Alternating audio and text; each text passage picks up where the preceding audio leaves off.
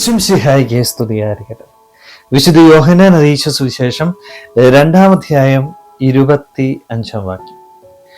മനുഷ്യനിലുള്ളത് എന്താണെന്ന് അവൻ വ്യക്തമായി അറിഞ്ഞിരുന്നു. നമ്മെ വ്യക്തമായിട്ട് അറിയുന്ന ഒരു ദൈവം നമുക്കുണ്ട് എന്ന് ഇന്നത്തെ വചനത്തിലൂടെ ഈശോ നമ്മളെ ഓർമ്മിപ്പിക്കുകയാണ്.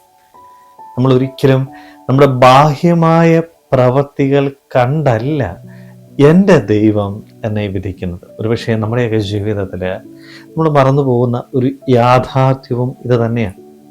നമ്മൾ പലപ്പോഴും പല കാര്യങ്ങൾ ചെയ്യുന്നത് മനുഷ്യനെ പ്രീതിപ്പെടുത്താനായിട്ടാണ് അല്ലേ? ഈ ഭൂമിയിൽ എനിക്ക് സന്തോഷം ഉണ്ടാവണം, ഈ ഭൂമിയിൽ മറ്റുള്ളവർ എന്നെക്കുറിച്ച് പുകഴ്ത്തി സംസാരിക്കണം, അവിടെ മുൻപിൽ എനിക്ക് പേരും പ്രശസ്തിയും ഉണ്ടാവണം. ഈ ഒരു ആഗ്രഹം നമ്മുടെ മനസ്സിലുള്ളപ്പോൾ പലപ്പോഴും ഞാൻ ചെയ്യുന്ന പ്രവൃത്തികൾ ബാഹ്യമായിട്ട് പോവുക, മറ്റുള്ളവരെ കാണിക്കാനായിട്ട്, മറ്റുള്ളവരിൽ നിന്ന് പ്രശംസ ആഗ്രഹിച്ചുകൊണ്ട് ഉള്ളതായിട്ട് മാറുകയാണ്.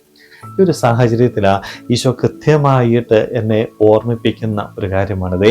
ഞാൻ നിന്നെ മനസ്സിലാക്കുന്നത് നിന്റെ ഉള്ളു നോക്കിയിട്ടാ, എന്നെ വ്യക്തിപരമായിട്ട് കൃത്യമായിട്ട് അറിയാവുന്ന ഒരു ദൈവത്തിൻ്റെ മുൻപിലാണ് ഞാൻ ആയിരിക്കുന്നത് എന്ന് മനസ്സിലാക്കാൻ പറ്റണം. മറ്റുള്ളവരെ പറ്റിക്കുന്നത് പോലെ, മറ്റുള്ളവരുടെ മുൻപിൽ മുഖം മൂടി ധരിക്കുന്നത് പോലെ എൻ്റെ ദൈവത്തിൻ്റെ മുൻപിൽ മുഖം മൂടി ധരിക്കാനായിട്ട് എനിക്ക് സാധിക്കത്തില്ല.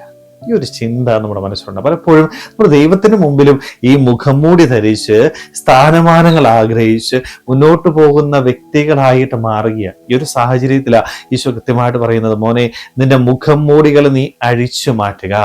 മനുഷ്യനെ പ്രീതിപ്പെടുത്താനായിട്ട് ഭൗതികമായ പല കാര്യങ്ങളും നീ നിന്റെ ജീവിതത്തിൽ ചെയ്യുമ്പോഴും നീ ഒന്ന് ഓർക്കണം, നിന്റെ ഉള്ളു നോക്കി വിധിക്കുന്ന നിന്റെ ദൈവം നിന്റെ മുൻപിലുണ്ട്. അവൻ നോക്കുന്നത് നിന്റെ ഹൃദയത്തിലേക്ക്, നീ ചെയ്യുന്ന ബാഹ്യമായ പ്രവൃത്തികളിലേക്ക്, മറിച്ച് നിന്റെ ഹൃദയം ശുദ്ധമാണ് എങ്കിൽ ശുദ്ധമായ ഹൃദയത്തോടുകൂടി നീ ചെയ്യുന്ന പ്രവൃത്തികളാണ് ദൈവത്തിന് വേണ്ടത്. സ്നേഹമുള്ളവരെ, നമ്മളൊക്കെ ഒന്ന് ചിന്തിച്ചു നോക്കിയേ. നമ്മുടെ ജീവിതത്തിൽ എന്നെ കൃത്യമായിട്ട് മനസ്സിലാക്കുന്ന എൻ്റെ ദൈവത്തിന് മുൻപിൽ ഞാൻ എത്രമാത്രം വിശ്വസ്തയോടുകൂടി ജീവിക്കുന്നുണ്ട്? ശുദ്ധമായ ഹൃദയത്തോടുകൂടി ദൈവസന്നിധിയിലേക്ക് കടന്നു വരുവാനായിട്ട് എനിക്ക് സാധിക്കുന്നുണ്ടോ? ഇല്ല എങ്കിൽ ഉറപ്പായിട്ടും ദൈവത്തോട് മാപ്പ് ചോദിക്കണം. ബാഹ്യമായ പ്രവൃത്തികൾ, മറ്റുള്ളവരെ കാണിക്കാനായിട്ട് ഞാൻ ചെയ്യുന്ന പ്രവൃത്തികൾ ദൈവത്തിന് മുൻപിൽ സ്വീകരിക്കപ്പെടുകയില്ല എന്ന് നമുക്ക് തിരിച്ചറിയാം.